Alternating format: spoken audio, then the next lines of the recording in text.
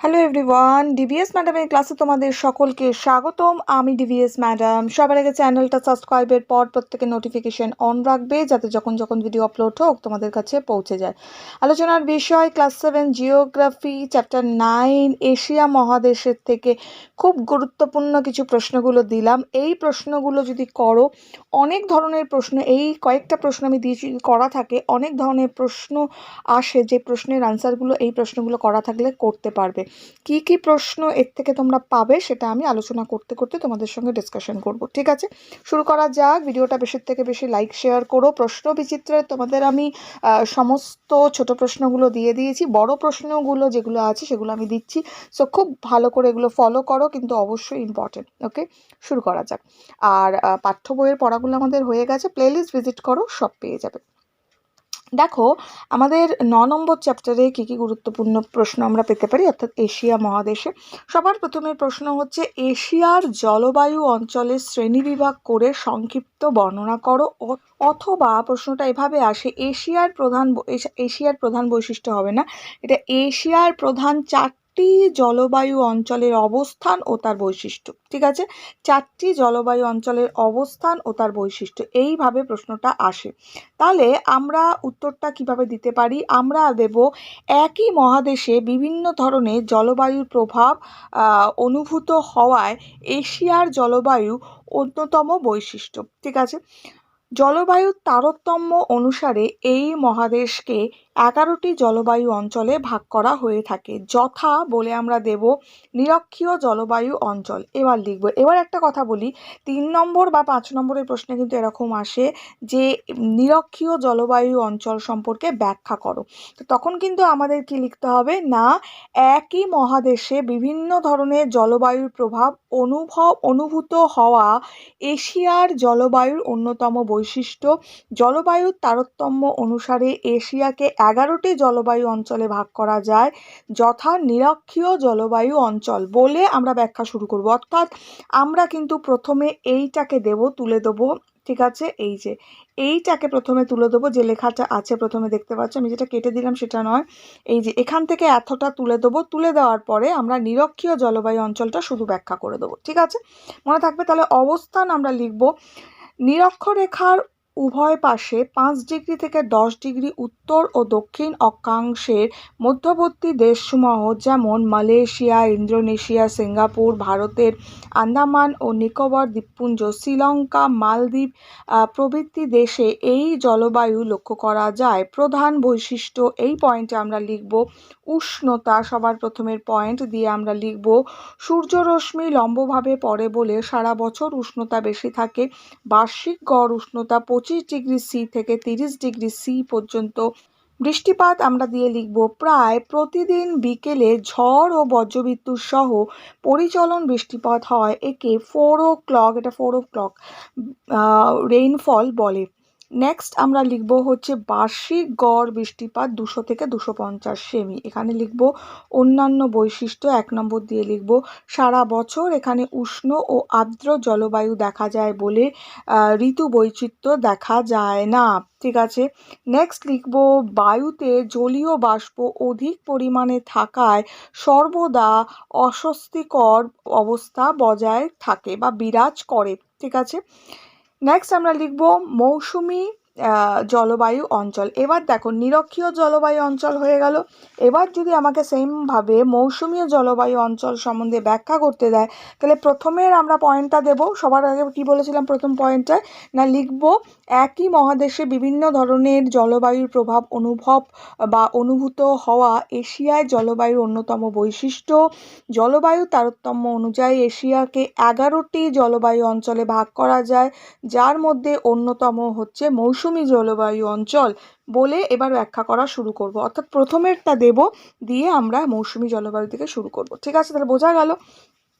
এই প্রশ্নটা অত্যন্ত ইম্পর্ট্যান্ট, অবশ্যই ভালো করে করবে যে প্রশ্নটা এখন আমি বলছি আর কি। ওকে, তাহলে মৌসুমি জলবায়ু অঞ্চলে এবার আমি ভাগ করবো। এবার বড় প্রশ্নটা দিলে তো আমাদের সবগুলোই ছোট ছোট করে লিখে দিতে হবে। তো যাই হোক, অবস্থান লিখব 10 ডিগ্রি উত্তর থেকে 30 ডিগ্রি উত্তর অক্ষাংশের মধ্যবর্তী দেশসমূহ, যেমন Bharat, Pakistan, Bangladesh, Nepal, Bhutan, Myanmar, Vietnam, Thailand, চীন ও জাপান দক্ষিণাংশ প্রভৃতি স্থানে এই জলবায়ু দেখা যায়। ঠিক আছে, এবার আসছে আমাদের প্রধান বৈশিষ্ট্য।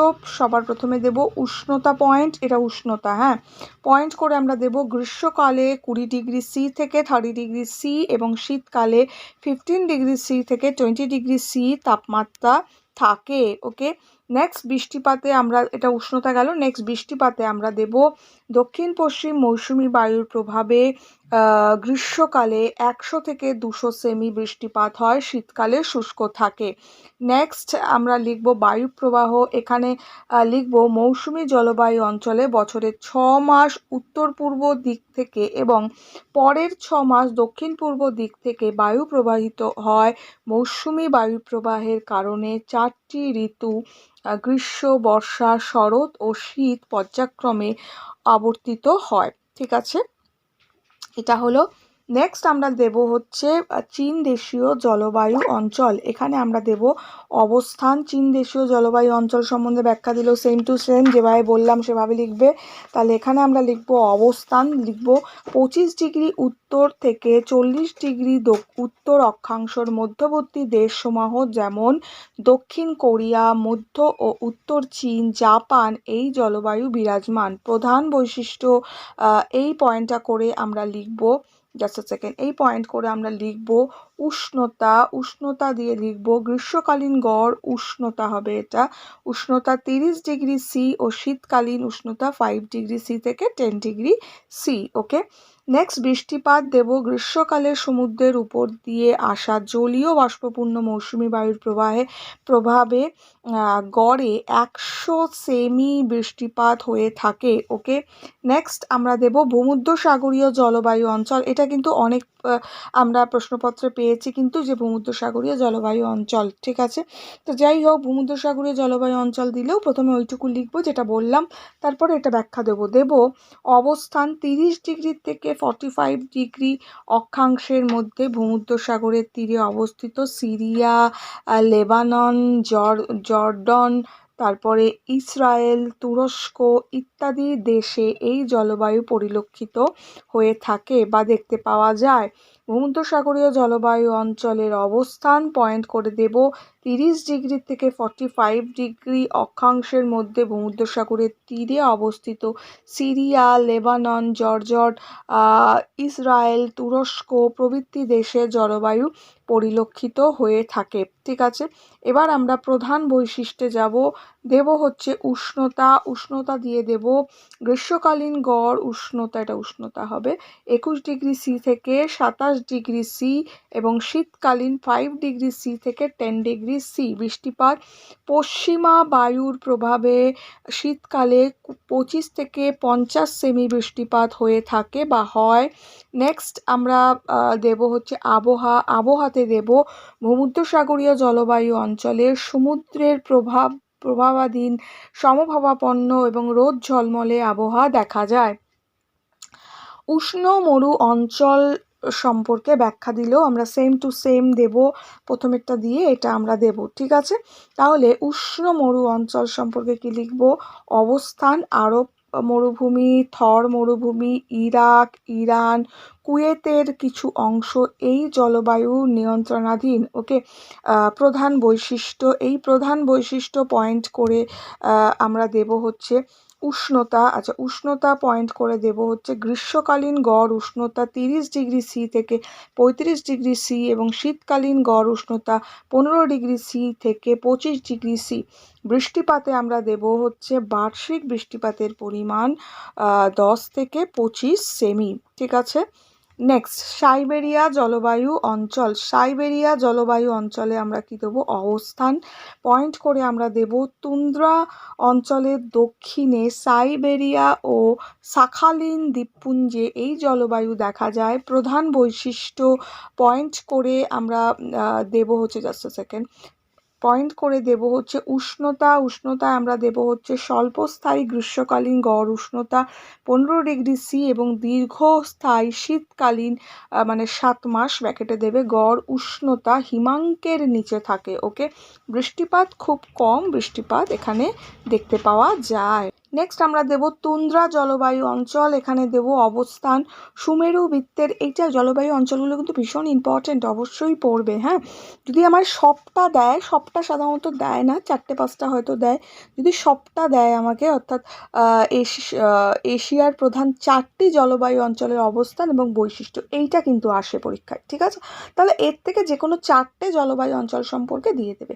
এবার এশিয়ার জলবায়ু অঞ্চলের শ্রেণীবিভাগ করে সংক্ষেপে লেখো। এটা দেয় না, কারণ এটা 11টা জলবায়ু অঞ্চল, তো এটা এতটা তো মানে ফাইনাল হলে ঠিক আছে, 8 নম্বর দিলে তখন ঠিক আছে, কিন্তু 5 নম্বরের প্রশ্নে এটা দেয় না। বাট আমি যেটা বললাম যে এশিয়ার প্রধান 4টে জলবায়ু, অর্থাৎ এগুলোর থেকে 4টে জলবায়ু সম্পর্কে কিন্তু পরীক্ষায় আসে, বা যে কোনো একটা ইচ্ছা মতো তুলে দেয় যে ভূমধ্যসাগরীয় জলবায়ু অঞ্চল সম্পর্কে ব্যাখ্যা করো, ঠিক আছে? তখন কিন্তু করতে লাগবে। যাই হোক, তুন্দ্রা জলবায়ু অঞ্চলে দেব অবস্থান সুমেরু বৃত্তর উত্তরাংশে অবস্থিত সাইবেরিয়া অঞ্চলে এই জলবায়ু লক্ষ্য করা যায় বা দেখা যায়। নেক্সট আমরা লিখব প্রধান বৈশিষ্ট্য। উষ্ণতা দিয়ে আমরা দেব গ্রীষ্মকালীন গড় উষ্ণতা হবে 10°C এবং শীতকালীন উষ্ণতা হিমাঙ্কের নিচে থাকে। বৃষ্টিপাত, বৃষ্টিপাতের পরিবর্তে শীতকালে তুষারপাত ও তুষারঝড় হয়।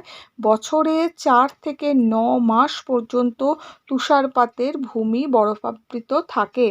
নেক্সট আমরা দেব হচ্ছে স্টেপ বা নাতিশীতোষ্ণ তৃণভূমি জলবায়ুর অঞ্চল। এখানে দেব অবস্থান সাইবেরিয়ার দক্ষিণ পশ্চিম অংশ ও মঙ্গোলিয়া মালভূমি অঞ্চলে এই জলবায়ু দেখা যায়। প্রধান বৈশিষ্ট্য উষ্ণতা পয়েন্ট করে দেব গ্রীষ্মকালীন উত্তরাংশে 15°C এবং দক্ষিণাংশে 25°C এবং শীতকালে উত্তরাংশে হিমাঙ্কের নিচে দক্ষিণাংশে 10°C এটা থাকে হচ্ছে উষ্ণতা। নেক্সট বৃষ্টিপাত, বার্ষিক গড় বৃষ্টিপাত হচ্ছে 25 থেকে 50 সেমি পর্যন্ত। ওকে, হলো। এবার আমরা যাব নাতিশীতোষ্ণ মরু বা মধ্য অক্ষাংশীয় জলবায়ু অঞ্চল। এখানে দেব অবস্থান আফগানিস্তান, লাদাখ, তিব্বত মালভূমি, তারিম অববাহিকা, গোবি ও তাকলামাকান ও ইরানের মরুভূমি অঞ্চলে এই জলবায়ু লক্ষ্য।